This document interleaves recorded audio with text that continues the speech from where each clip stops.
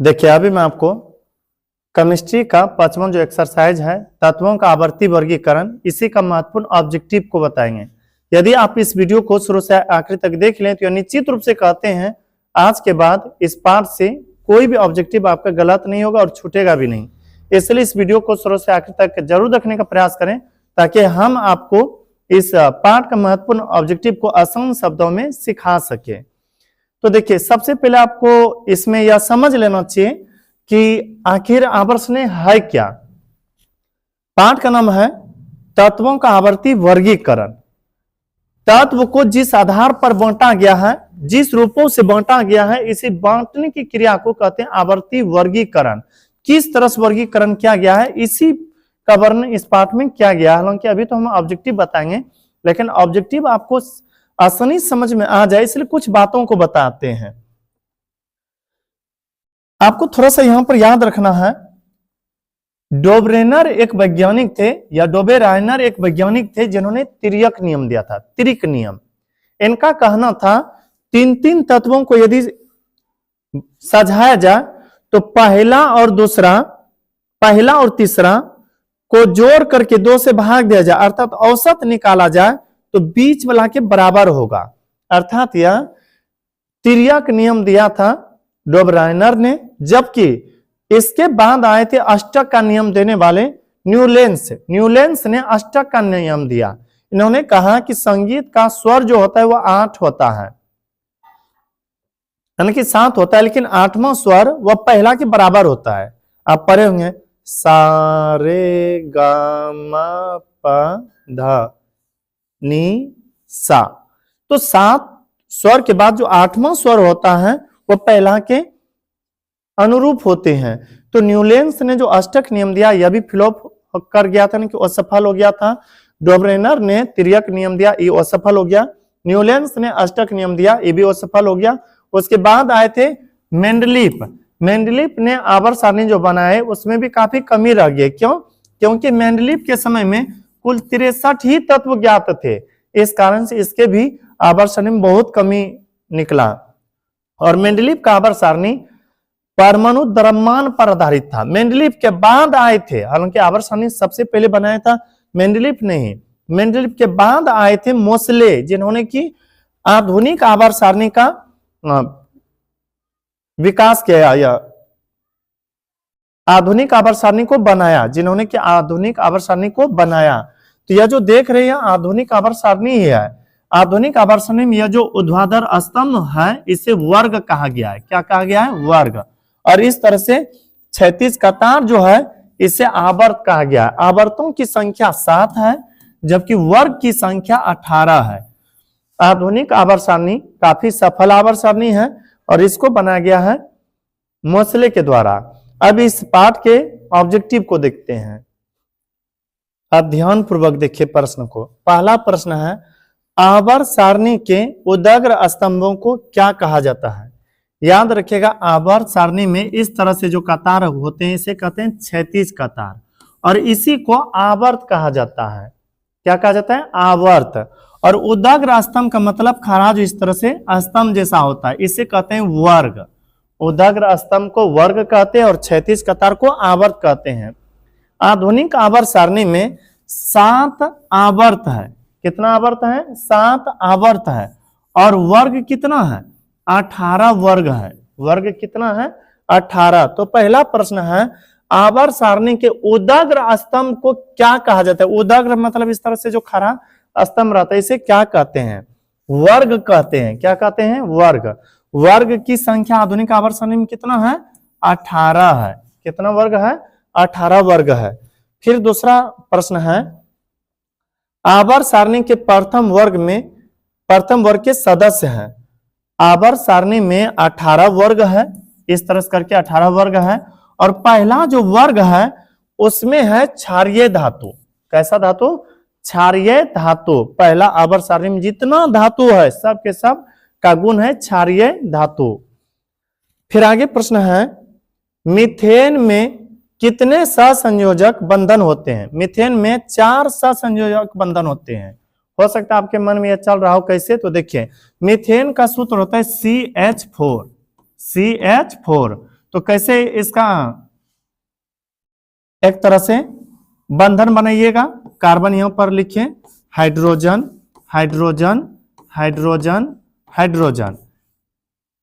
Hydrogen के बाहरी कक्षा में एक इलेक्ट्रॉन होता है, जबकि कार्बन के भी बाहरी कक्षा में यानी कि एक चारों तरफ होगा, 4 इलेक्ट्रॉन होता है। तो शायद आप इस तरह से बनाए होंगे। तो बताइए कितना आया बंधन, 1 2 3 4, या फिर ऐसे बनाइएगा ना, 1 2 3 4। कुल मिला के आपको यह याद रखना है मीथेन में कितने सहसंयोजक बंधन होते हैं। यदि आप पूछे कहेगा 4, और यदि जल्दी से क्लियर करना हो तो ऐसे CH4 4 देख करके 4 मार लीजिएगा। फिर आगे है आधुनिक आवर्त सारणी में तत्वों का वर्गीकरण का आधार क्या है। सबसे पहले आवर्त सारणी को बनाए थे मेंडलीफ ने, और उन्होंने जो आवर्त सारणी को बनाए थे परमाणु द्रव्यमान के आधार पर, लेकिन मोसले ने जो बाद में बनाया आधुनिक आवर्त सारणी, काफी सक्सेसफुल रहा इनका आवर्त सारणी, इन्होंने बनाया था परमाणु संख्या के आधार पर। किस आधार पर? परमाणु संख्या के आधार पर। तो प्रश्न है आधुनिक आवर्त सारणी, मोसले का जो आवर्त सारणी है उसी को कहते हैं आधुनिक आवर्त सारणी। आधुनिक आवर्त सारणी में तत्वों का वर्गीकरण का आधार क्या है? परमाणु आयतन, परमाणु घनत्व, परमाणु द्रव्यमान, परमाणु संख्या। परमाणु संख्या पर आधारित है आधुनिक आवर्त सारणी। फिर आगे प्रश्न है लोहे की परमाणु संख्या है। लोहे का संकेत होता है Fe अर्थात फेरस सल्फेट, और इसकी परमाणु संख्या 26 होता है। लोहे की परमाणु संख्या क्या होता है? 26। लोहा पता है ना धातु है कि धातु? धातु है। फिर आगे प्रश्न है आधुनिक आवर्त सारणी में वर्गों की संख्या अर्थात ऊर्ध्व स्तंभ या समूह की संख्या होती है। आधुनिक आवर्त सारणी में वर्गों की संख्या बताइए कितना है? वर्ग 18 है। आवर्त कहा जाता तो 7 होता, तो वर्गों की संख्या 18 है। आवर्त सारणी में कितने आवर्त अर्थात क्षैतिज पंक्तियां हैं? आवर्त सारणी में 36 पंक्तियां या 36 कतार को ही कहते हैं आवर्त, और आवर्तों की संख्या 7 है। कितना है? 7। हीलियम कैसा तत्व है? हीलियम जो है ना आवर्त सारणी के 18वें वर्ग का तत्व है, और 18वां वर्ग तो आपको पता ही होगा शून्य वर्ग या अक्रिय गैस वाला वर्ग कहा जाता है, तो हो जाएगा अक्रिय गैस अर्थात उत्कृष्ट गैस। हीलियम कैसा तत्व है? अक्रिय तत्व है। फिर आगे प्रश्न है आवर्त सारणी में कितने आवर्त है? शायद अभी तो बताए थे, आवर्त सारणी में कितने आवर्त है? 7 आवर्त है। फिर आगे है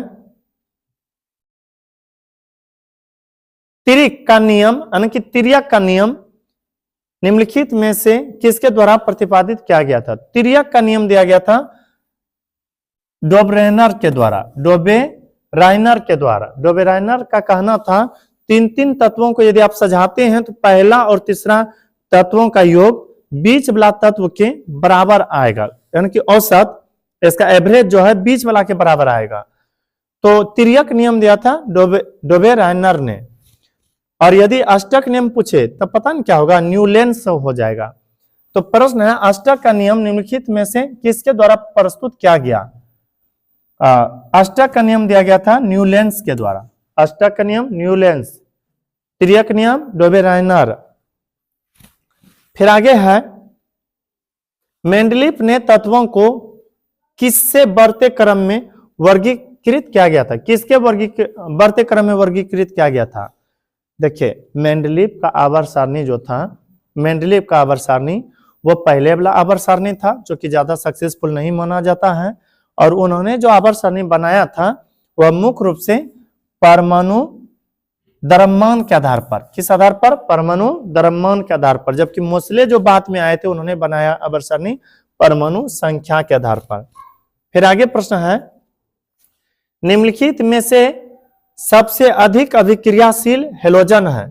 सबसे अधिक अभिक्रियाशील जो पदार्थ है वह है फ्लोरीन। कौन है? फ्लोरीन। फ्लोरीन काफी अभिक्रियाशील पदार्थ होता है। फिर आगे है वह किसी के साथ तुरंत अभिक्रिया कर लेगा। आधुनिक आवर्त सारणी में बाईं ओर से दाईं ओर जाने पर परमाणु साइज या आकार क्या होता है? बाईं ओर से यदि आप दाईं ओर जाते हैं तो परमाणु संख्या बढ़ेगा। क्या होगा? परमाणु संख्या बढ़ता है। फिर आगे है, मेंडलीव का जन्म कब हुआ था? मेंडलीव का जन्म हुआ था 1834 ईस्वी में। कब हुआ था? 1834 ईस्वी में। मेंडलीव ने आवर्त सारणी को सबसे पहले बनाया था, इसलिए आवर्त सारणी का जनक मेंडलीव को कहा जाता है। और मोसले ने बाद का आवर्त सारणी बनाया जो काफी अच्छा रहा और फेमस भी रहा। जब मेंडलीव ने अपना कार्य आरंभ किया तब तक कितने तत्व ज्ञात थे? मेंडलीव के समय, थोड़ा लाइन कट गया, कुल 63 तत्व ही ज्ञात थे। कितना तत्व ज्ञात थे? 63 तत्व ही। बस इस वीडियो में इतना ही। अब मिलते हैं किसी अगला वीडियो में। यदि यह वीडियो आपको अच्छा लगा हो तो हमारे वीडियो को लाइक कीजिएगा, और अभी तक यदि हमारे चैनल को सब्सक्राइब नहीं किए होंगे तो कर लीजिएगा, ताकि जो भी इस तरह से वीडियो अपलोड करें वे आप तक आसानी से पहुंच सके। मिलेंगे अगला वीडियो में। हालांकि लाइन कट गया, नहीं तो थोड़ा और बताते हैं।